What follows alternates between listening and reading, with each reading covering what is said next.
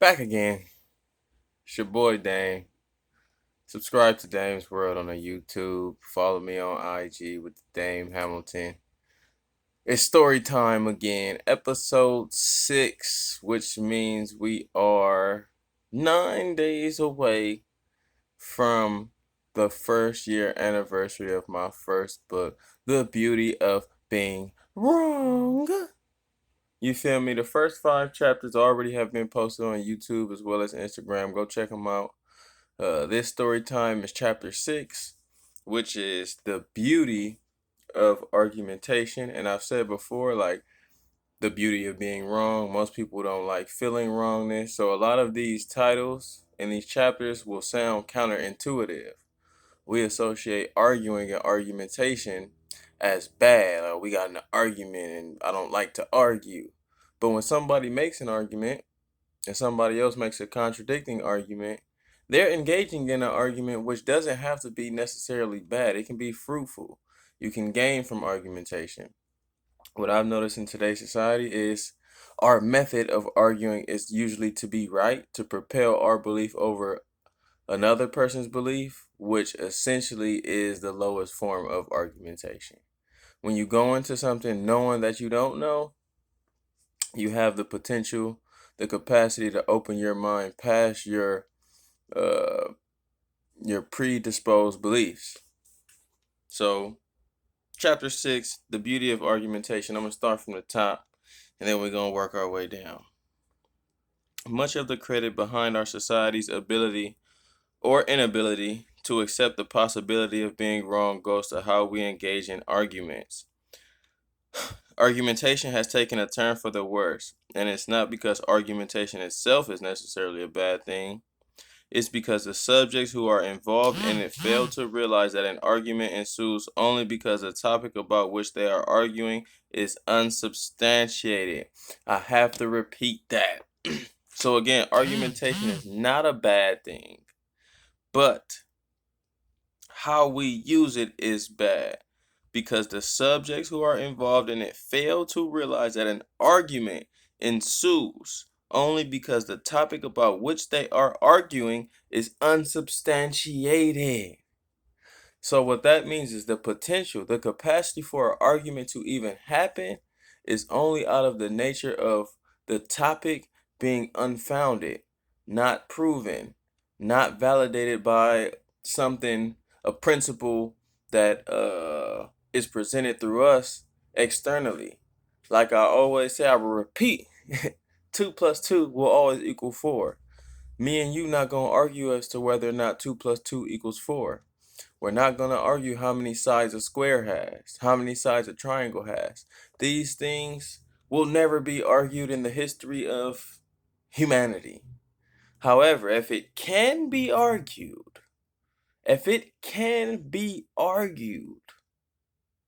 that means it is unsubstantiated. So when you're arguing with somebody, the fact that you're arguing lets you know that your position or their position is not fully universally proven. So the ugly in argumentation is us thinking that it is proven, it's definitely right, and the other person is stupid.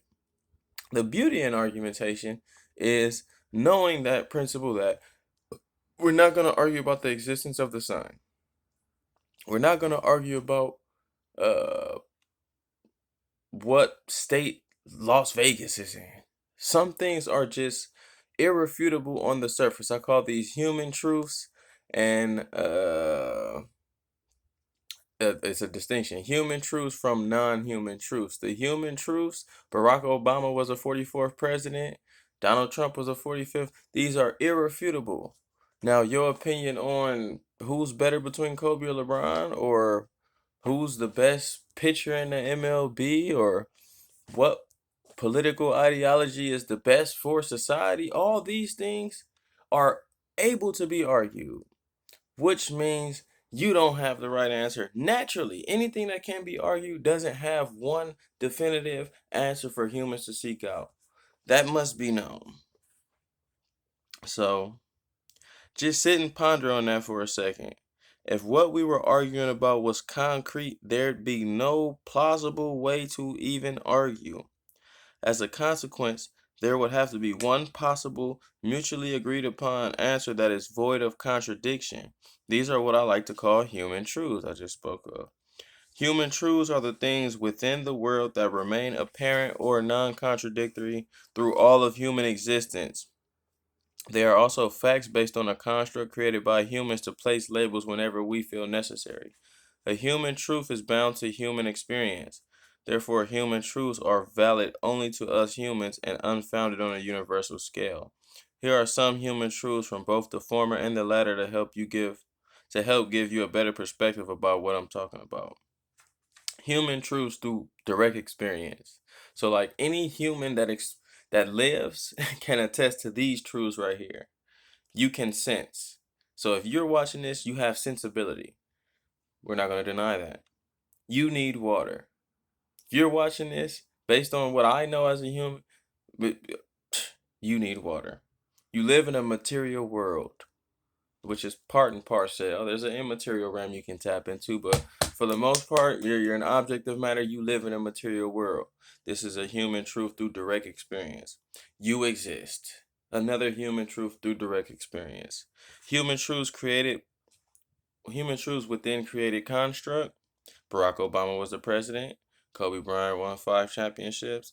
Los Angeles is in California. America has 2 continents.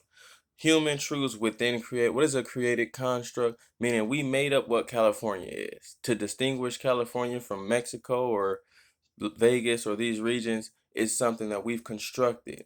The land itself exists, but how we construct it as to what it is a part of our human truth, what we agree upon as the truth, what even a presidency is and how one can be a president. You feel me? What 5 championships is in a game of basketball in which we've created also.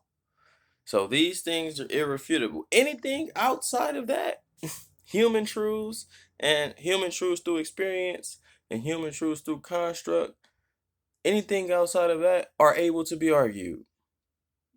Therefore, the ugly in argumentation is a lot of us realizing or not realizing that what we're arguing is infallible. I mean, it's fallible, excuse me, not infallible. What we're arguing has the potential to be wrong.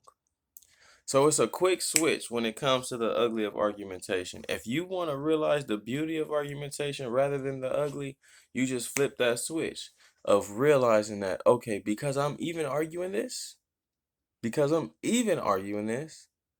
that means that this has the potential to be wrong. So let me hop into this argument without thinking for sure I know exactly the truth of what I'm talking about and this nigga's crazy. Let me walk into it knowing, okay, well, let me see what they got.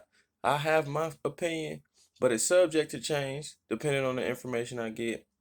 And it's definitely not 2 plus 2 equals 4. You feel me? And with that being said, you feel me? That's the first 2 pages, pages 145, 146. I like the beauty of argumentation. Uh, well, I think I kept emphasizing the ugly, but they go hand in hand. The beauty of argumentation is when you don't look at yourself as right, when you look at yourself as you feel me, potentially wrong, you get to grow from perspective. You get to look at one's opinion and be like, oh shit, I didn't see it that way. I never thought about it like that. Rather than saying, oh no, nigga, I'm right, you wrong, whatever you say is stupid. You feel me? Gotta embrace the beauty of argumentation. Most people think it's a bad thing. It's not. When you got two people who are willing to bend, malleable, you feel me? Flowing like water, susceptible to change and flux, can be a beautiful thing when you got 2 people who want to be right all day. Argumentation, shit. Might as well, you feel me? Talk to the brick wall. But with that being said, it's your boy Dame. Again, go get the beauty of being wrong. This is my author's edition. Got weed on it all. Feel me? It's my first copy. You feel me? Artifact. But go get the beauty of being wrong. Available on Amazon, Barnes and Nobles, hardcover, softcover. Link me directly for the book. Peace. Bye bye.